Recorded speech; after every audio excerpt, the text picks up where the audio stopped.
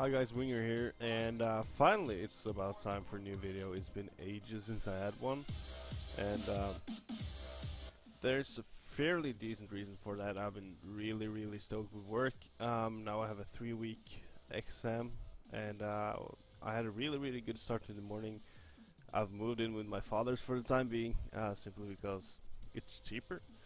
But that means that I don't have the sound equipment that I usually do. But I guess that I had a good morning, I have some time on my hands, and I decided to make a video for you guys. What I'll be doing is I'll be going through each and every map, and I'll give you, or at least the most common ones, and I'll give you a really decent CT setup and T setup so that you can get some picks out of the way.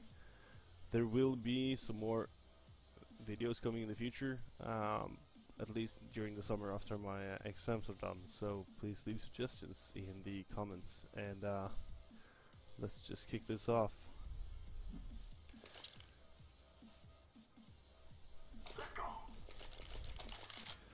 So I'll be showing you the CD setup first. On Dust 2, we're gonna start off with one guy B for the CT side and a mid player. I'm gonna explain every role as we go through it. I'll just quickly explain the different positions. I'm gonna have one guy playing short and one guy playing long, and we're going to have one errand boy. Right, fairly simple. We'll start off with B. The guy who holds B just runs B every single round, pre-flashes, and gets into the standard position. The guy who's holding mid, his job is basically to avoid taking damage. At the start of the round, he's going to aid the guy on B in case of a rush, so just prepare with a flash towards tunnels, just in case there's a rush. If there is not a rush, meaning an immediate rush, even push doesn't even matter, then he just rotates down the slope, and he won't even peek it. And the guy on catwalk, or short if you want to, goes deep flash and awaits information, as the guy who is going B, who normally holds mid, he will always just check on suicide, because that is a vital information for the guy on catwalk. If there is someone suicide, then he definitely needs a pre-flash, and then he needs to get on the ledge and prepare for a potential rush. So that's vital for him. So also vital information for the errand boy. The guy who goes long simply goes into position, throws one flash, and throws a quick peek. If there is one or two guys coming out, the errand boy needs to know it, because the errand boy is sort of the backup guy on every single site. You can back up mid, you can back up B, you can back up short and long, depending on where it is needed. So basically, what I like to do with the errand boy at the start of the round is run up to short, have a flash in your inventory, and basically just stand and wait for him to call for assistance. If there's no rush on A, you can basically stand and listen on the catwalk, and the guy who's playing short could play from sight. It sort of depends where they are pushing. If they're pushing a lot towards B or mid or catwalk, then you need to focus on this area. If they are focusing mid quite a lot, then you could, in theory, come up mid out here. If long is struggling, then you might actually have to double up on long, but that severely reduces your rotation time. The reason this setup works a lot is because you always get in favorable positions. Get 2 on B early on, you get a lot of backup on A early on, and you have a good chance to counter anything that really happens in mid if there is a rush. So that covers the simple CT setup. You're gonna have to set up rotations as well, but that will get you a long way in terms of having a basic setup. For T's, you need one guy in dark watching B, and you need one guy running lower. So that's 2 towards dark at the start of the round. The guy running lower should not fail with the smoke, but he should indeed should smoke middle at the very least. Try to get it on crate here. And you need one guy spotting middle. Even though you don't have an op, you need to spot middle to protect the guy coming lower. So whatever you do, you can even just stand suicide. That sort of just attacks the door. And you need to do this until the guy at lower, coming lower, or at least here. The guy lower should always jump up and spot catwalk for any potential aggression. That leaves us with two people. One of them is his job is to try to get entries on long. And here is it's sort of like an individual call. You can't every single round go and pre-fire this area. You can always push out. You can do that some rounds, but in general, this means standing here and waiting for the enemy players to rotate. Now the last player, which usually has the bomb. I do prefer just putting the bomb here, simply because that gives you the most options. Now he will spot for early aggressors here and here, assist the guy on A if they, on long if they decide to rush, and he will spot early aggressors up mid as well. When lower is in same position, he will slowly move forwards, and when the smoke is in position, he will start working mid. So now you have 3 to potential 2 people working middle.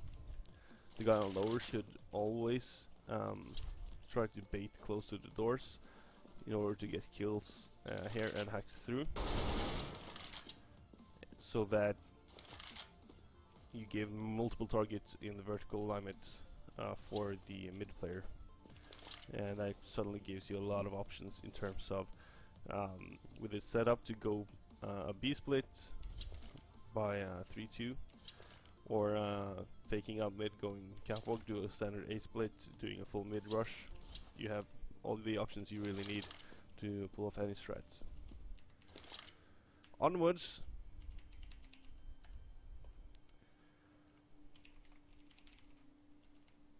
To Inferno. I won't be going super in depth, I'll just cover the very basics. And I'll need to kill some bots.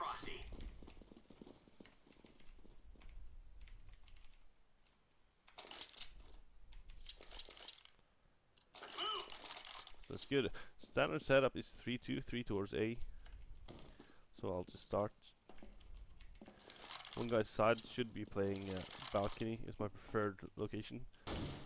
This has to be... he kinda has to be an aimer because he cannot really lose one-to-one peak battles on side. You gotta know when to drop down into pits and play the angles. And you also need to have enough game sense to know when to help your guy on the quad. Like one flash over here flashes the entire middle and can stop a rush. So having a decent player up on side is somewhat vital. You can even clutch an entire round simply because of the beneficial positioning. And you need one guy in quads, one out for boiler and mid. But the clue in holding mid is really...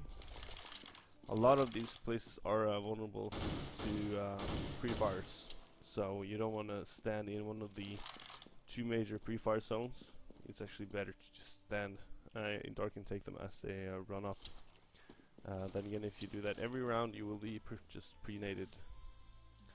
So you gotta sort of switch it up. You can even play quad from castle or back inside. So there's a lot of options in quad. For arches, it's the most vital position, simply because if they smoke off quad and you die, then they have a free access to CT spawn and B, or they can even split up quad and up arches to take outside. So it's really vital that you try to stay alive as much as possible, not to peek more than absolutely necessary. And a lot of people will try to double nade and flash over the roof here as well.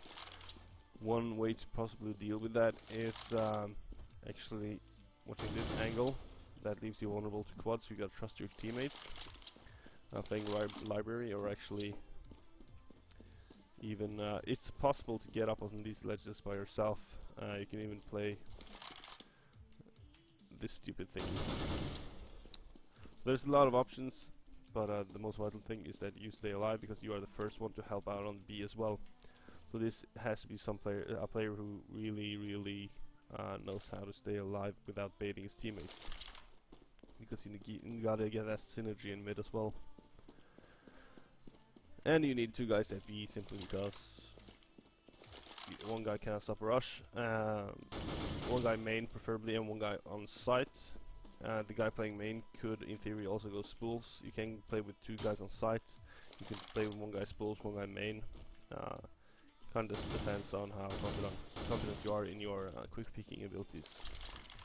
For terrorist side, it's more or less the same. You need two guys going banana to try to get picks on site, and more than anything, try to get map control. If two people are rushing down banana, then you suddenly have a lot of your movement restricted, and they basically know where you are going.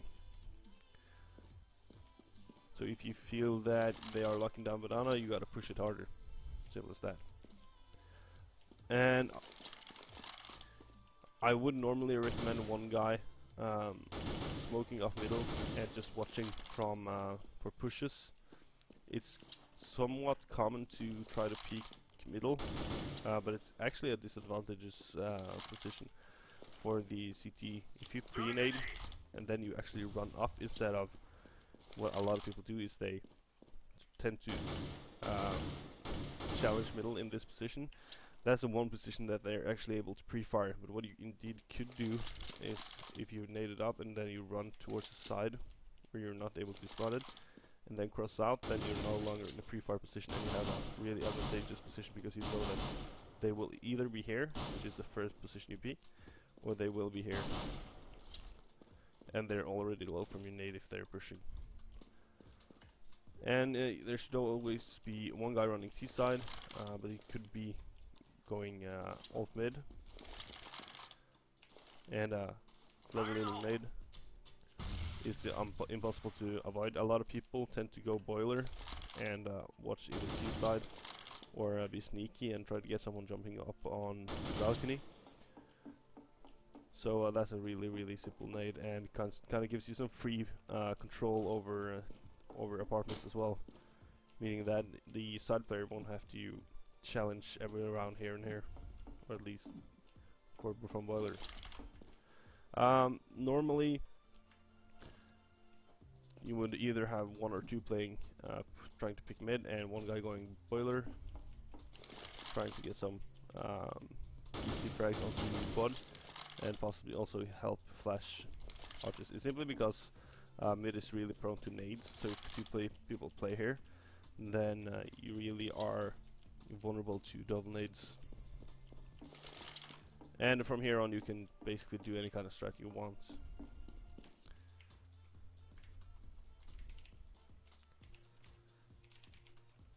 That was Inferno. Let's do nuke.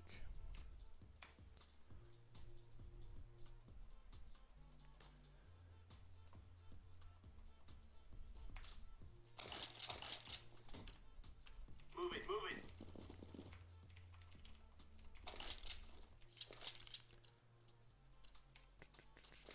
Push. So basically, with the the volcano stairs, the metagame has changed, which allows you to actually play yard and nuke in a totally different way. You can still play it with the old setup, which is basically one guy yard and one in main watching squeaky, and then one in heaven, two at ramp, or even three inside and one at ramp. I prefer personally to have one person have the same setup, being one person yard, one person ramp, two on ledges on inner side, and then have one guy running through main, helping with any immediate rushes. And if it's a slow push, then he can go down to volcano stairs. He could always go down to volcano stairs if they actually rush outside, which gives you a really good coverage for outer. The guy playing ramp is not supposed to be acing. You should basically just spot, try to take out one if it's a one-on-one situation. If they are two or three or more, basically just flash and drop down, ask for help. Because ramp in its own isn't really that big of a deal. You can still lock down under heaven, and you can still lock down A sites. And if they are going downstairs, then you already have an advantage position, because you can stand on long and vents, and actually also in a toxic room. So there's really no reason to fight too much over ramp. For a T setup, this is where nukes change the most. Laying down smoke.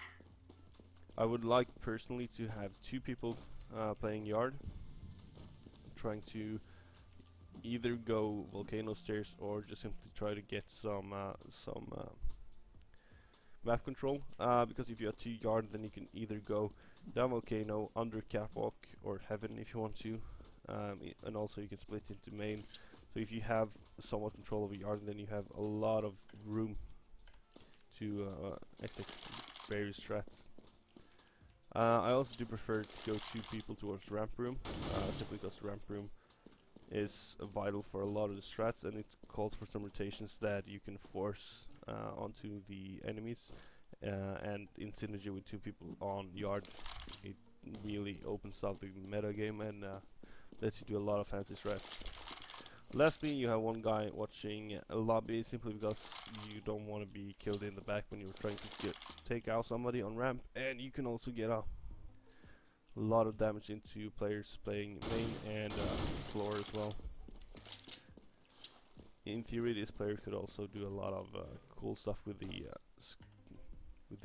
sky flashes onto site. I did practice a lot of nades.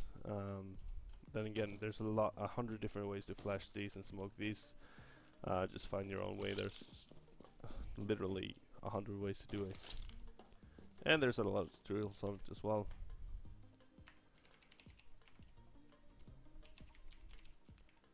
Like I said, I won't be going super in-depth. If you guys want me to do really in-depth strats, I could in theory do that. I already done one for T on train, and I could indeed do that, but I just want to sort of give people an overview, because a lot of people really don't know how to what positions exist on every single map and what is expected of you to know, and this is sort of the minimum requirement. Train, my favorite map. I prefer one guy playing alley and one guy playing T-link, or T-connector if you want to, and also one guy on in charge of holding pop. Where you decide to stay in terms of where to stand to hold these sites, I mean, if you want, you could hold T-link from CT heaven, and it's not a bad position. You just gotta sort of figure out which position do I wanna fill, and where do I wanna stand. You can in theory also play pop train from this angle if you had a auto sniper, for instance, or even further back. So it's sort of there's a lot of different positions that can fulfill the role, so to speak, and you gotta figure out how you want to play it. It's always really advantageous to have two people on B, but sometimes some teams neglect B entirely and just don't focus on it, and at that point it might be advantageous to play 4 people at yard. And also, if you are good with the rotations and communication, then 4 people on yard really works out, because you can rotate fairly easily to a B site. They will get a lot more plants if you do play like this, but if you're not entirely confident on your ability to hold yard with 3 players, then I strongly suggest it. For a T setup, it kind of involves 2 peoples going towards alley. A really good pre-flash is just avoid that angle right there, and throw one flash along the pipes over here. It gives you the position you need, but usually you gotta spend either a smoke or 2 flashes to get into position to actually be able to pre-shoot this position or this position. It's really difficult to get out onto alley, but what it really works well with is if you actually manage to get out onto from T-connector. Sometimes you might even want to send 1 player alley and 2 people T-connector just for that reason. There's also a lot of good smokes that you can throw. I probably haven't shown you. You can throw, say, a smoke over here, and it will land right here, sort of protecting your T-Link player from alley, so that he can rush out T-Link, T-connector, and then also provides the other player with eliminating this area, so that he's safe to pick here. So knowing your smokes definitely helps with this setup. You're also going to need 2 people playing white, 1 trying to take out pop. You don't really necessarily have to go down into pop, but you should try to at least get as much map control as humanly possible at all times, while taking the smallest risk you can. And then you have one person trying to play white and get some picks from aggressive CT players, or at least get map control. Then again, don't take any chances. A lot of times T rounds on train die out because people are playing too aggressively, taking too big chances, while you should just try to slowly just gain like 5 feet slowly in order to see what kind of stress you can execute. The main reason why you split up like this is because you get all of a sudden you get a multi-prone attack on yard. You get attack from pop, from T-connector, and from alley at the same time, which really forces 1-on-2 situations and 1-on-1 situations if you are coordinated. So in 9 out of 10 situations, if you throw your smokes and flashes in the right places, then you should be able to take yard every single round. That not being the case, but in theory, that's what you're going for.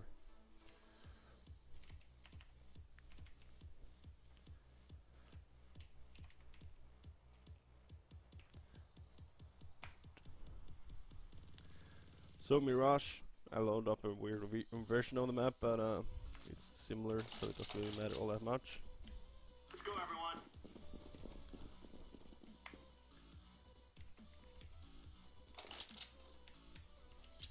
Let's move.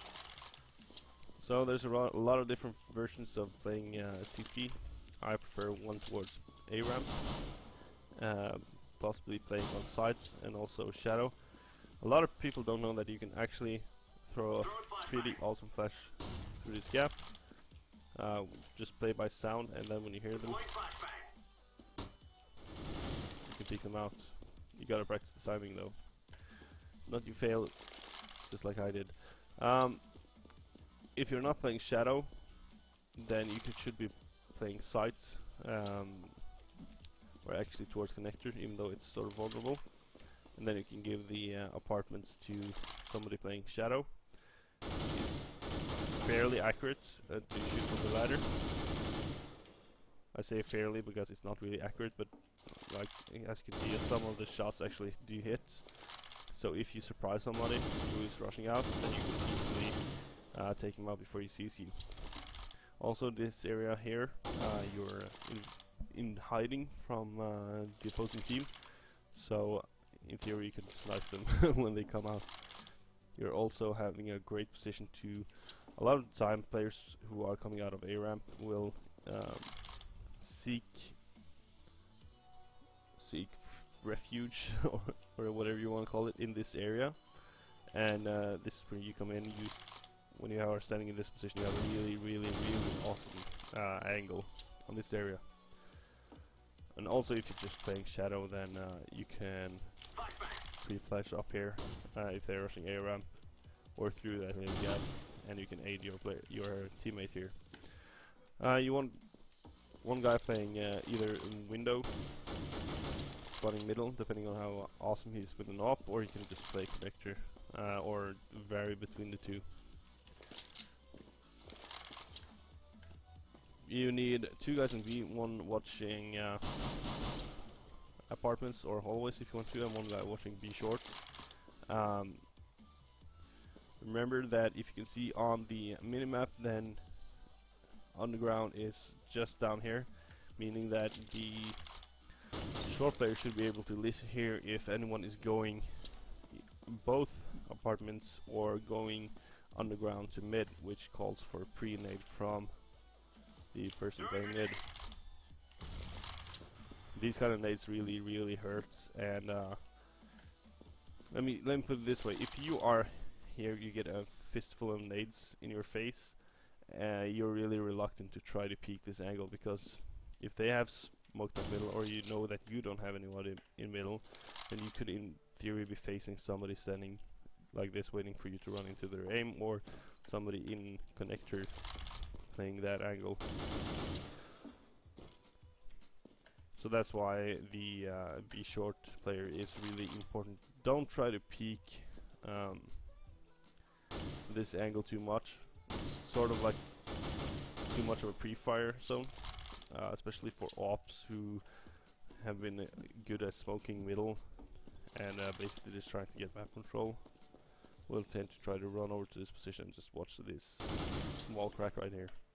There's no reason to endanger yourself needlessly. I would rather see players playing this angle, watching connector, than playing that angle. So that's the very basic CT setup. For T setup, you need, I'm going to teach you guys 2 smokes super quick. What you got to do is you got to align this side so that it's more or less flat, like that, and then I'll show this bind. It's simply just a throw and a jump in the same motion, which allows you to do really awesome stuff. So you align those 2, and then we're going to use this little crack right here, this white crack, and then we're going to use this bottom ledge, and then I kind of like going slightly to the right, and then you just press your key. And it doesn't work 10 out of 10 times. It works sort of 9 out of 10 times, but if smokes out window completely, giving you free movement onto B short. Kind of makes middle somewhat safe. Another one, just going to this corner. Again, we're going to use this, and once again, bottom ledge, Laying down smoke. throw the smoke, and it will smoke off connector perfectly. And when those 2 really work together, you have complete mid control. The only thing that really can stop you is if they decide to rush. Laying down smoke. And also here you can, what I usually do is that when I go up here, I pre-flash down here, because if they are rushing, you will get a kill instantly, and as you can see, you have complete mid control. So you're gonna want 1 to 2 players going mid each round, simply because of the amount of pressure you can apply and the variations in strats. But you do require those 2 smokes.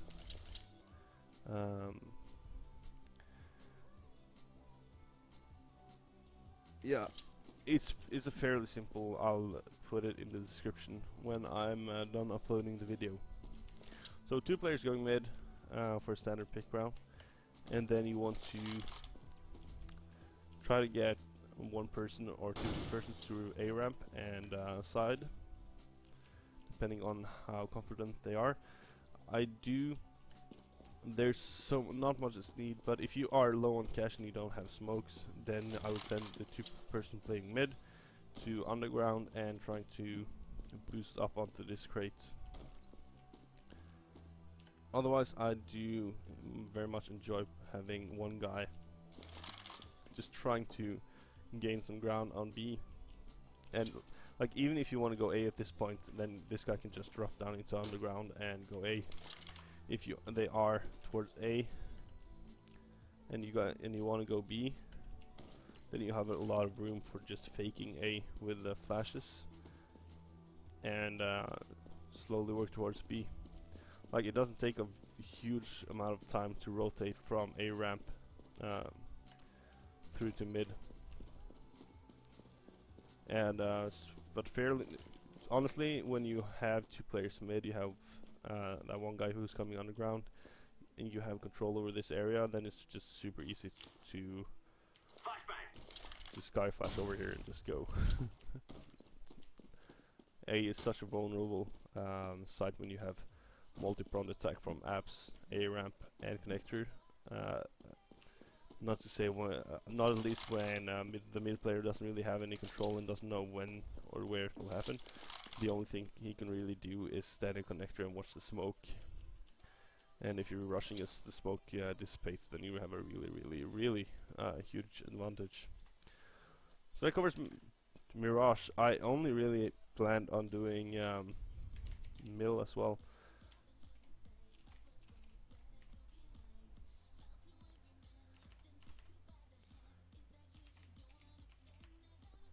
What is it called?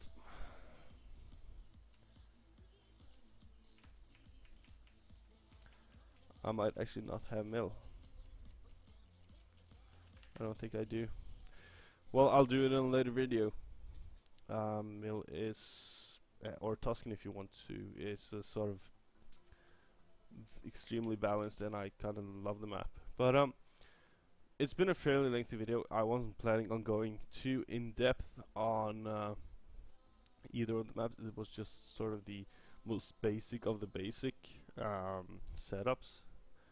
And let me know in the comments which maps you want detailed tactics on. I'll give you CT tax, CT anti-eco tax, CT gun run tax, T gun run tax, T anti-eco tax, T rush tax, T fake tax, whatever.